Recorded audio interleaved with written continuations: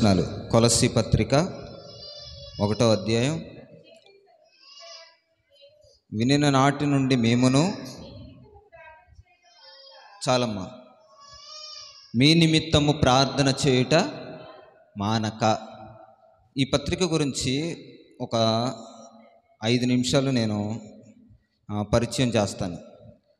పౌలు ఈ పత్రిక రాస్తూ ఏం చెప్తున్నాడనంటే, మీ గురించి ప్రార్థన చేయటం నేను మానలేదు అని చెప్తున్నాడు.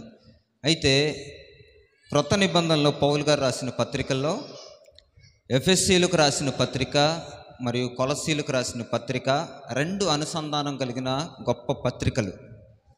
పత్రిక యొక్క నేపథ్యం ఏంటంటే, ఎఫెసీలకు రాసిన పత్రికలో దేవుడు చెప్తున్నాడు, సంఘమునకు శిరస్సు దేవుడే. సంఘం ఏంటంట? శరీరము, శిరస్సు దేవుడు.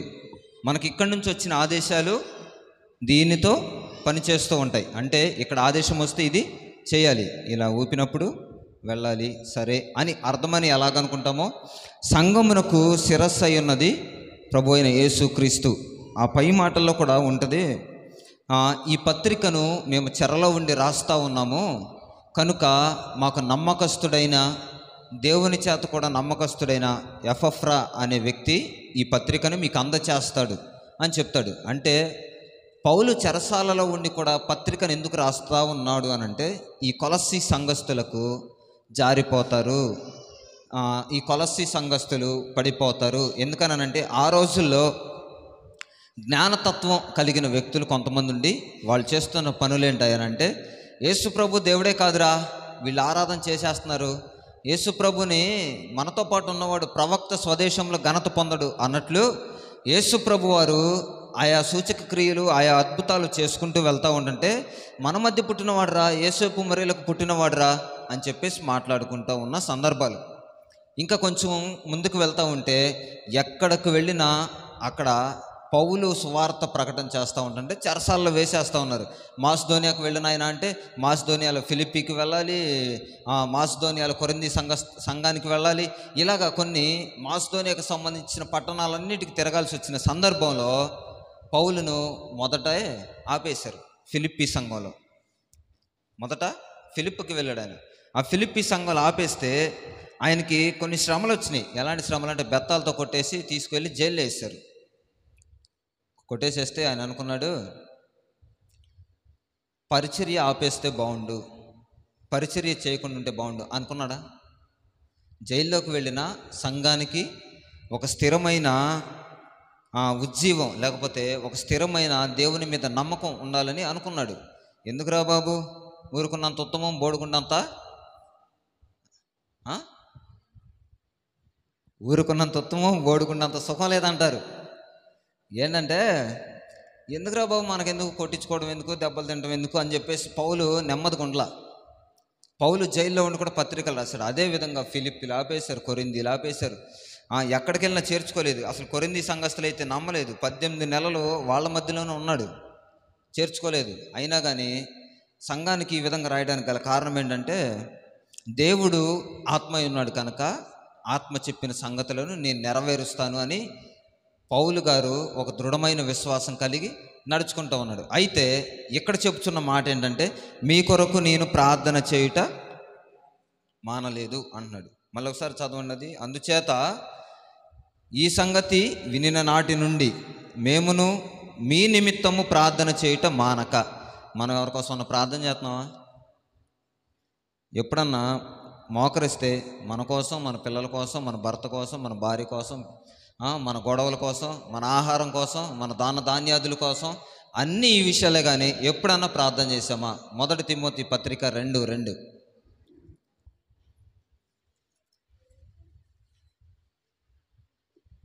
1 తిమోతి పత్రిక 2వ అధ్యాయం 2-3 వచనాలు.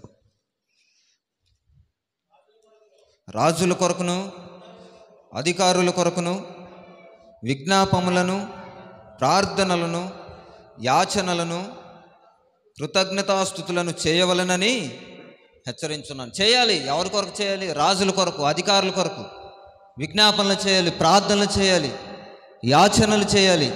ఓ తిమోతి, నీవైతే వితండవాదాలకు లేకపోతే విపరీతమైన వాదములకు దూరముగా నుండి ఏం చేయాలంట? రాజుల కొరకు ప్రార్థన చేయి, అధికారుల కొరకు ప్రార్థన చేయి. ఏమొచ్చింది మనకు చేస్తే? పౌలు కూడా అదే అంటున్నాడు. చెరసాల్లో ఉంది ఈయన, ఇబ్బందులు పడుతుంది ఈయనేమంటున్నాడంటే మీ కొరకు నేను ప్రార్థన చేయట మానలేదు. తిమోతి కూడా ఉంటాడు ఆయనతో పాటు.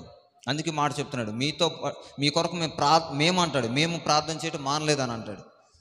చెరసాల్లో ఉండి వాళ్ళు ప్రార్థన చేస్తుంటే ఈరోజు అన్ని స్థితిగతులు బాగున్నా మనం ఎప్పుడన్నా ప్రార్థన చేస్తున్నామా? చేయట్లా. అసలు దేని కొరకు ప్రార్థన చేయాలి? మేము బాగానే ఉన్నాం, మాకు అన్నీ ఉన్నాయి, మా వసతులన్నీ దేవుడు ఇస్తున్నాడు, లేకపోతే వనరులన్నీ దేవుడు ఇస్తున్నాడు, ఎందుకు ప్రార్థన చేయాలి? మొదటి తెస్సలోనికైలకు రాసిన పత్రిక 5:11. ఎవరి కొరకు ప్రార్థన చేయాలి? ప్రార్థన చేస్తే అసలు మాకేమొచ్చింది? మొదటి తెస్సలోనికైలకు రాసిన పత్రిక 5:11. కాబట్టి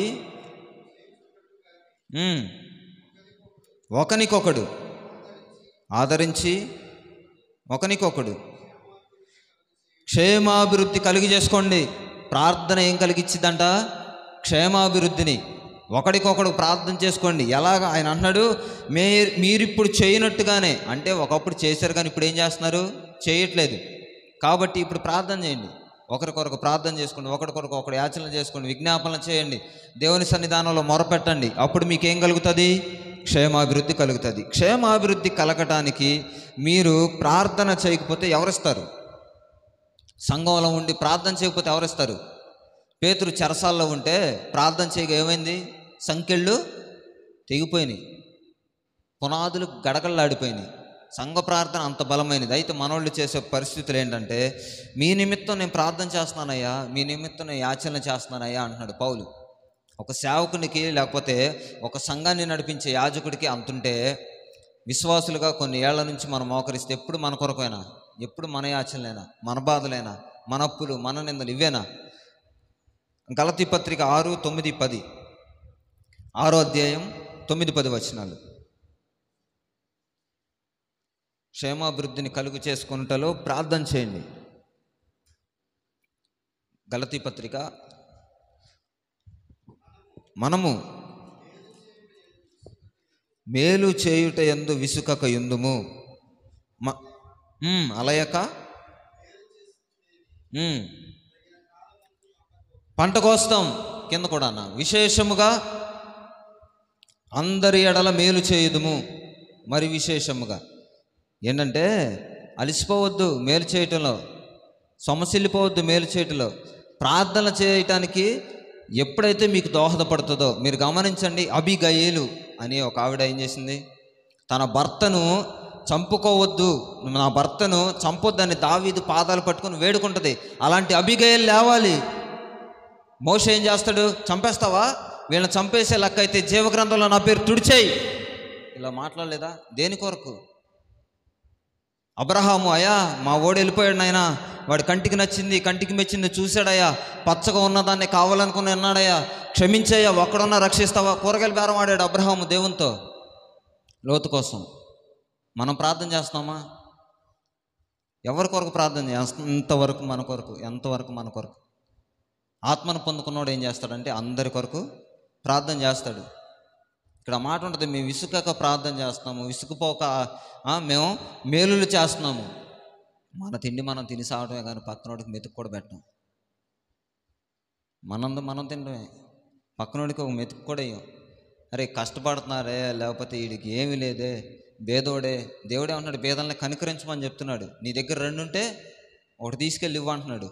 ఇచ్చి దెప్పి పొడిచేవాళ్ళు ఎంతోమంది. కానీ వీళ్ళు చెరసాలలో ఉండి కూడా సంఘాన్ని కాపాడుకోవడానికి వారి కొరకు ప్రార్థన చేస్తున్నారు. అక్కడుండి పత్రికలు రాసి నమ్మకమైన వాడి చేత ఇప్పించి పంపిస్తున్నారు. ఎఫ్ఎఫ్రా వచ్చి ఇచ్చాడు సంఘానికి, మీరు మేలుకరంగా ఉండండి, దీవెనకరంగా ఉండండి, అక్కడ పై మాటలు చూస్తే విశ్వాసంలో మీరు బలంగా ఉండండి అని చెప్తాడు. అదే కొలసీ పత్రిక 1వ అధ్యాయం 11వ వాక్యం.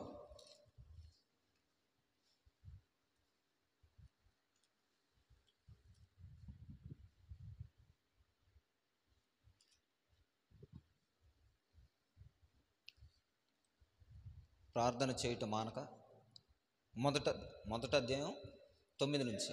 అందుచేత ఈ సంగతి వినిన నాట నుండి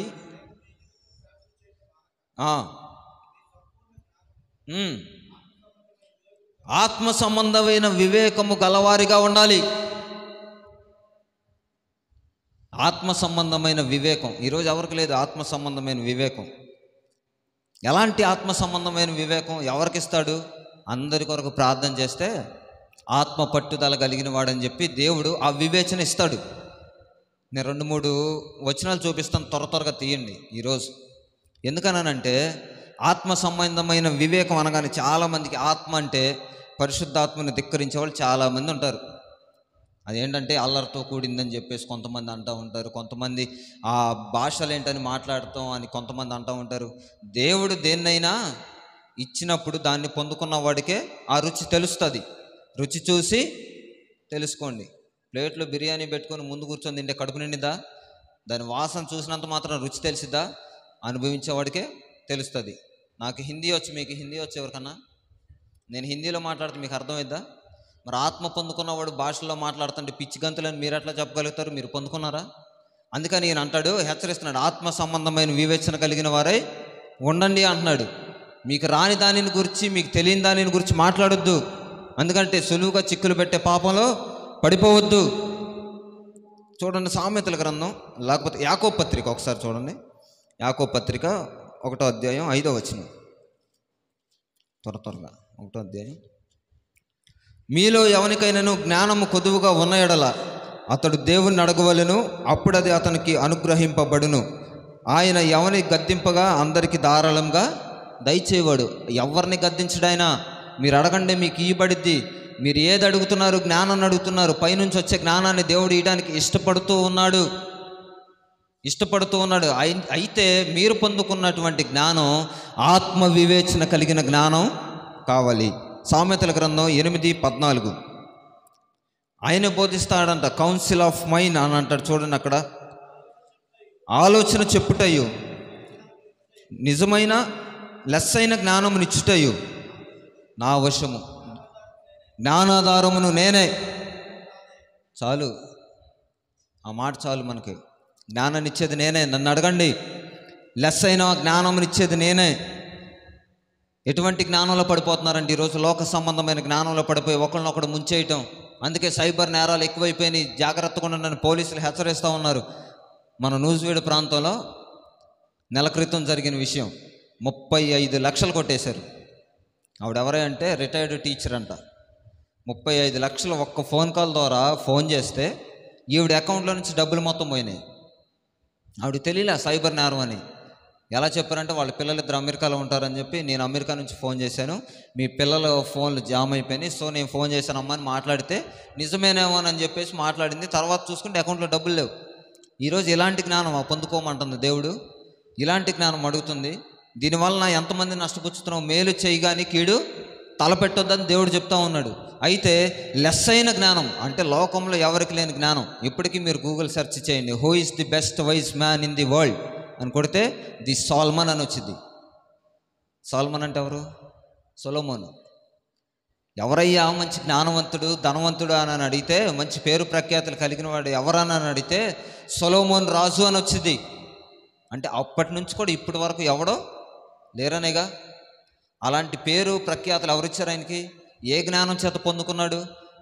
ఏ వివేచన చేత పొందుకున్నాడు? అందుకనే గిద్యోనును కూడా మూలన కూర్చొని ఉన్నప్పుడు దేవుని ఆత్మ ఆవేశించింది అని ఉంటుంది. దేవుని ఆత్మను పొందుకున్నవాడు వివేచన కలిగి మాట్లాడతాడు. దేవుని ఆత్మను పొందుకున్నవాడు వివేచన కలిగి ప్రవర్తిస్తాడు. తల్లిని తల్లిగా, చెల్లిని చెల్లిగా, అన్నను అన్నగా, ఎవరికి ఏ ప్రఖ్యాతులు ఇవ్వాలి, ఎవరిని ఎలా పిలవాలి అన్నీ ఎరిగి ఉంటాడు. అయితే ఆ జ్ఞానం పొందుకోమని చెప్తున్నాడు. దానియేలు గ్రంథం 1:8.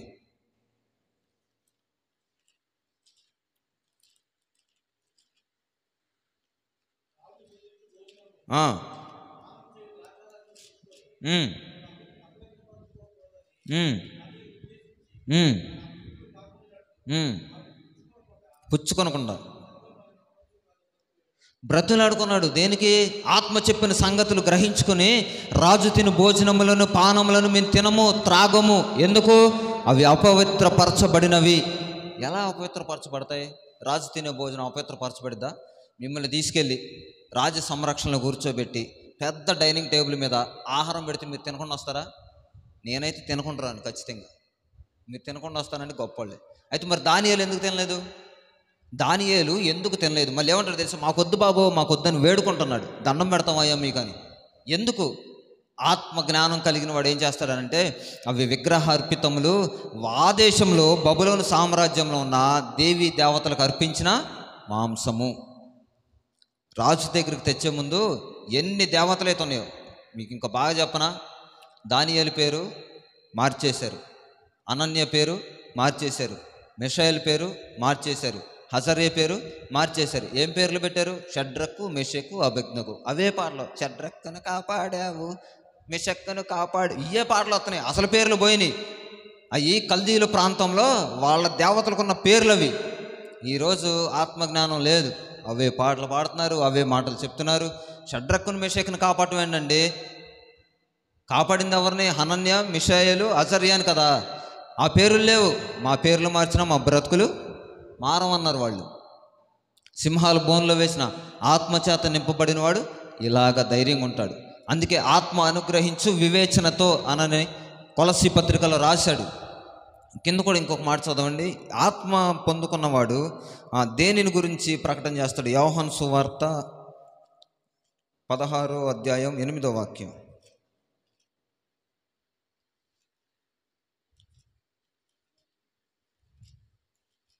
దొరకలేదా? 16వ అధ్యాయం 8వ వాక్యం.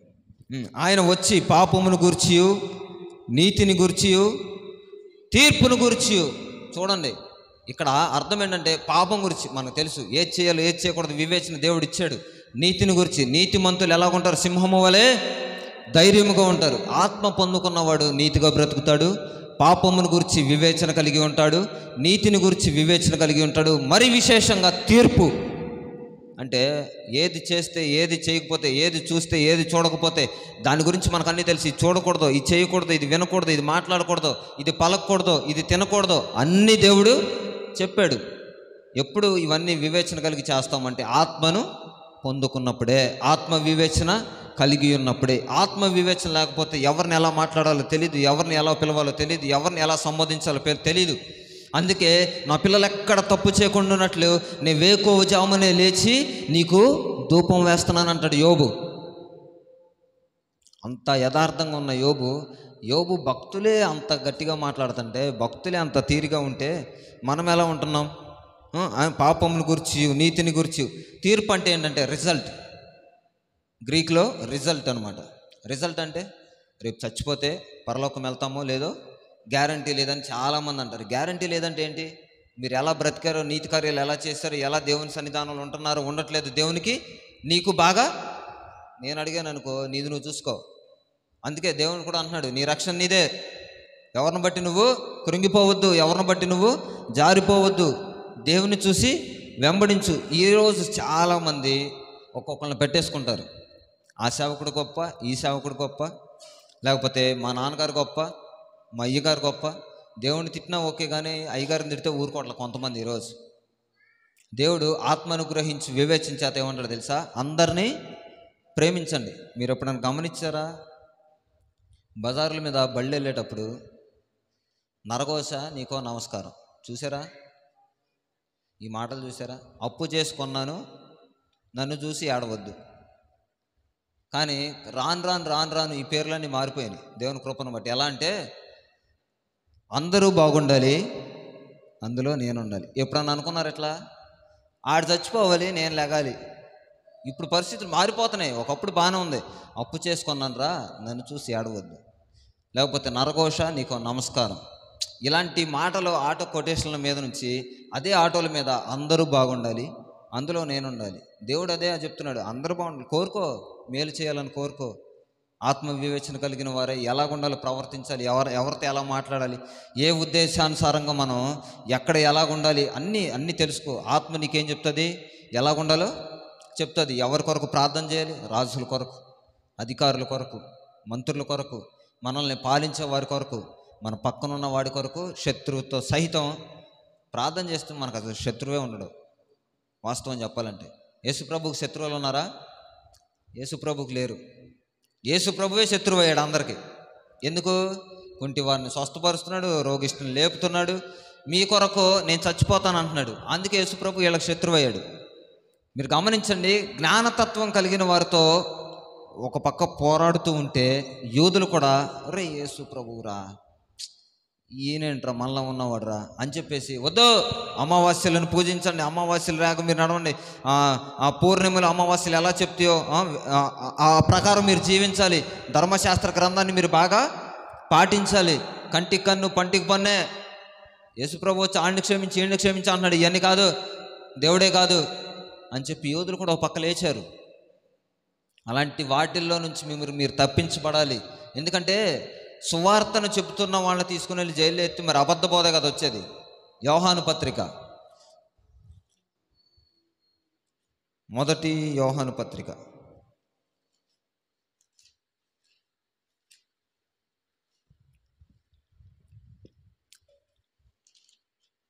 రెండో యోహాను పత్రిక 2వ వచనం మొదటి నుంచి.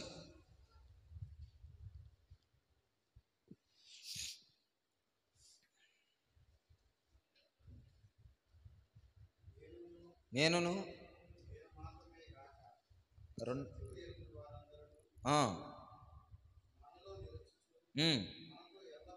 ఎల్లప్పుడూ ఉండి సత్యమును బట్టి మిమ్మల్ని నిజముగా ప్రేమించుచున్నాము. సత్యమును అనుగ్రహిస్తే ఎవరిని ప్రేమించాలి ఎవరిని ప్రేమించకూడదో తెలిసిపోయింది. అందరిని ప్రేమిస్తాం సత్యాన్ని నమ్మకపోతే. ఇక్కడ అదే పత్రిక, మొదటి పత్రిక 21వ వచనం చివరి వచనం, మొదటి పత్రిక 21 చివరి వచనం, 21వ వచనం, 5వ అధ్యాయం 21వ వచనం. దేవుని కుమారుడైన యేసుక్రీస్తునందున్న వారమై సత్యవంతుని అందున్నాము, ఆయనే నిజమైన దేవుడను నిత్య జీవమునై ఉన్నాడు. ఎవరంట నిజమైన దేవుడు? యేసుక్రీస్తు.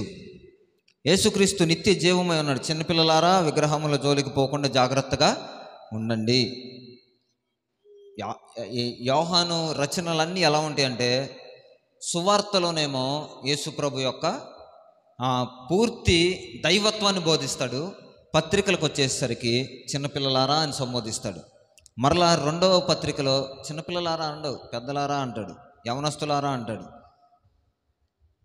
అభ్యాసం చేసిన వారులారా అంటాడు. హెబ్రీ పత్రిక 5వ అధ్యాయం 14వ వచనం,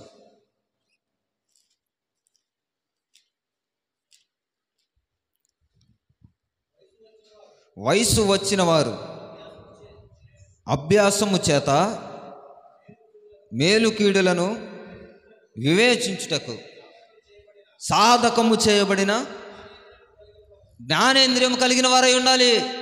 మీరు వయసు వచ్చిన వారు, వయసు అంటే శరీరానికి కాదు, ఆత్మ సంబంధమైన వయసు కలిగిన వారు, ఎన్నో సంవత్సరాలుగా బాప్తిసం పొంది దేవుని యొక్క మార్గంలో నడుచుతూ దేవుని లేఖనాలు వింటూ దేవుని యొక్క పరిశుద్ధాత్మను పొందుకున్న మీరు ఎలా ఉండాలంటే వయసు వచ్చిన వారిగా అభ్యాసం అంటే ప్రతిదినం ప్రాక్టీస్. స్కూల్కి వెళ్ళి వచ్చేస్తే కుదరదు, మార్కులు వేసేస్తారా? హోంవర్క్ చేసుకుని వెళ్ళాలి, ఎగ్జామ్స్ రాయాలి, అభ్యాసం చేయాలి. దేవుడు కూడా అదే అంటున్నాడు, మీరు మేలు చేయుటలో అభ్యాసం పొంది ఉండండి, ప్రార్థన చేయుటలో ఎవరి కాళ్ళు క్షేమాభివృద్ధిని కలుగు చేసుకోనండి. పౌలుకు హెచ్చరిస్తూ ఉన్నాడు సంఘాన్ని, జారిపోవద్దు, తెలుసుకోండి, ప్రార్థన చేయం, అభ్యాసం చేయం, ఆత్మ కలిగిన జ్ఞానం వివేచం కలిగిన వారమై ఉండం.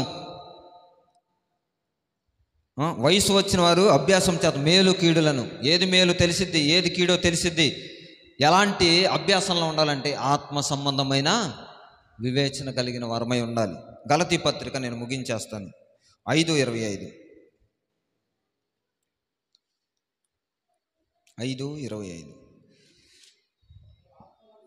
మనం ఆత్మను అనుసరించి జీవించేవారమైతిమా? ఆత్మను అనుసరించి క్రమంగా నడుచుకుంటున్నామా? మనం ఆత్మను అనుసరించి జీవిస్తున్నామా?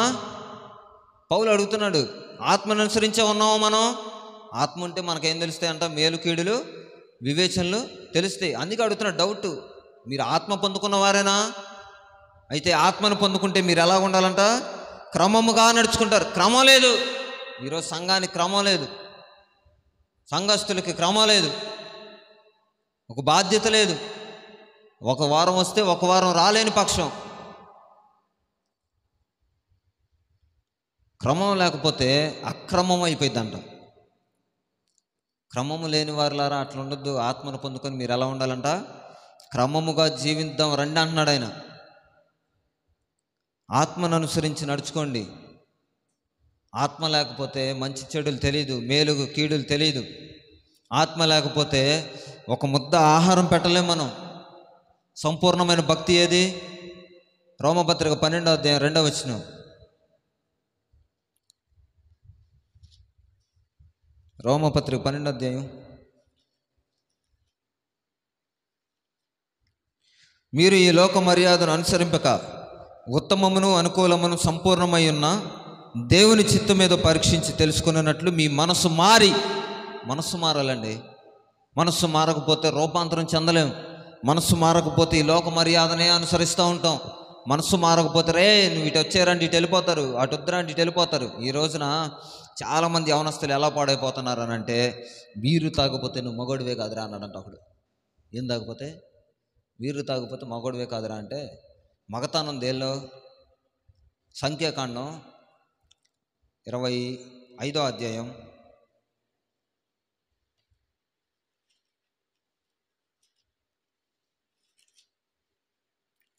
25వ అధ్యాయం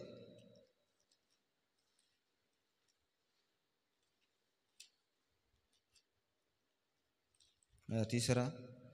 25వ అధ్యాయం 18వ వాక్యం చూడండి ఒకసారి. 25 11 10 ఆజ్ఞ ఇచ్చాను. ఫినెహోస్ను చాలు. ఏంటంటే దేవుడు ఒక కట్టడి చెప్పాడు, రే మీరు ఎవరితో పడితే వాళ్ళతో ఉండొద్దు, పనికిమాలిన స్త్రీలతో మీరు కలవద్దు, మీరు ప్రత్యేకంగా బ్రతకాలి అని చెప్తే, ఒక హిబ్రీయుడు కలవకూడని వ్యక్తితో కలిశాడు. వాళ్ళిద్దరూ పాపం చేస్తూ ఉండగా, మంచం మీద ఉండగానే దేవుడు దేన్నైతే ఓరవలేక చూడలేక ఇష్టపడలేక ఉన్నాడో దానినే ఒక మనిషి మాత్రగా ఉన్న ఫినెహోస్ ఒక ఈట తీసుకొని వెళ్ళి వాళ్ళ కడుపులో గుచ్చేశాడు. ఇద్దరు పాపం చేస్తూ ఉండగానే. అది మగతనం అంటే.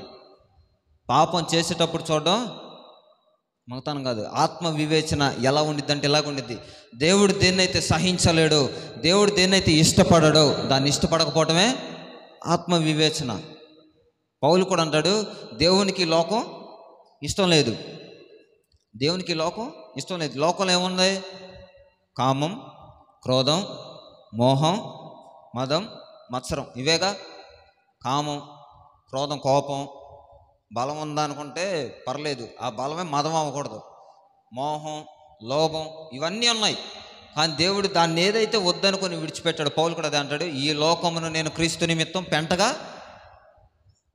మనం ఎప్పుడన్నా అట్లా అనుకుంటున్నావా? ఈరోజు ఎవరన్నా మనల్ని అంటే వాళ్ళని వెంటనే తిట్టకపోతే మనకు నిద్ర పట్టదు, ఆగలేదు. ఆ రోజే అసలు గడవదు. ఇలాంటి పరిస్థితుల్లో ఉన్న ఆత్మ వివేచన కలిగిన వాడు ఏం చేస్తాడంటే వాళ్ళ కొరకు ప్రార్థన చేస్తాడు. లోతు విడిచిపెట్టి వెళ్ళిపోతే అబ్రహాం ప్రార్థన చేశాడు. భర్తను చంపడానికి వస్తుంటే అబీగయీలు వేడుకుంది. ఇలాంటి వారు లేవాలి, తల్లులు లేవాలి, ఇలాంటి తండ్రులు లేవాలి. రోగం చేత నా దాసుడు పడిపోయాడయ్యా, నా దగ్గర ఇటు వెళ్ళమంటే ఇటు వెళ్ళేవాడున్నాడు, అటు నుంచి రమ్మంటే వచ్చేవాడున్నాడు, అయినా నీ మాట సెలవిస్తే మావాడు తిరిగి లేస్తాడు, స్వస్థపరచబడతాడని చెప్తాడు. అలాంటి అధికారులు రావాలి. దేవుడు కోరుకునేది మేలు కీడులు యోచించగలిగిన ఆత్మ వివేచన జ్ఞానమును పొందుకొనాలి అని చెప్తున్నాడు. అదే కొలస్సీ పత్రిక దానియేలు గ్రంథం ఒకసారి చూడండి, నేను ముగించేసేస్తున్నాను. దానియేలు 1వ అధ్యాయం 15-17 వచనాలు.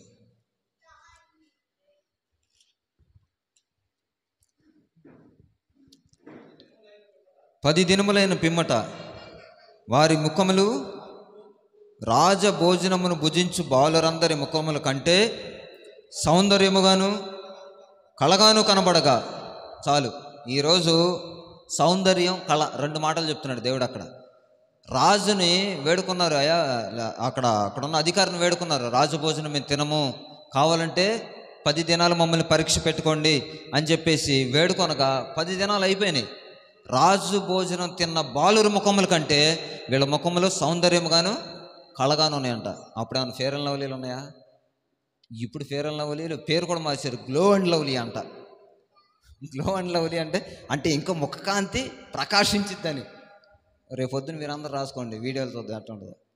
అయితే కానీ వాళ్ళు అంటున్నారు రాజ భోజనములు తినకపోయినా ముఖములు కళ్ళగాను ప్రకాశంగా ఉన్నాయి. ఆత్మ వివేచన ఎక్కడికక్కడ పొందుకున్న వారే వాళ్ళు ఎలా ఉన్నారంటే, దేవుడు ఎన్ని శ్రమలు పెట్టినా, ఎన్ని నిందలు వేసినా, ఎన్ని ఆటంకాలు వేసినా దేవుడు మనతో ఉండే దేవుడురా అని గుర్తెరిగారు. వాళ్ళందరికీ గుర్తెరిగేటట్లు కూడా చేశారు.